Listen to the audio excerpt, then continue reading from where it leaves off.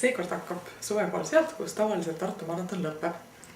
Ja see on Elvas Tartumaa tervisespordikeskuses.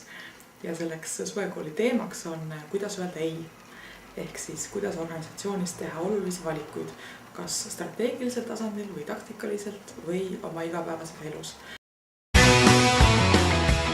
Minu meelest on see suurepärane võimalus kord aastas saada kokku oma heade kolleegidega, näha toredaid inimesi, näha vanu tuttavaid, näha iga kord uusi inimesi, kuulata uutest organisatsioonidest, mis on tekkinud. See on nagu minu meelest emotsionaalne põhjus, miks nagu sinna minna. Teine põhjus on see, et koolituda võib ju igal pool, eks ole, võid ju käia EMSL-i koolitustel ja võid käia mõne makkide koolitustel ja võid käia mõnede muude pakkujate koolitustel on ju. Ja õppida, ütleme, ühte siukest konkreetset tehnilist asja näiteks, eks ole, kuidas oma finantse paremini planeerida, kuidas tundusplaani kirjutada, eks ole, kuidas hinnata.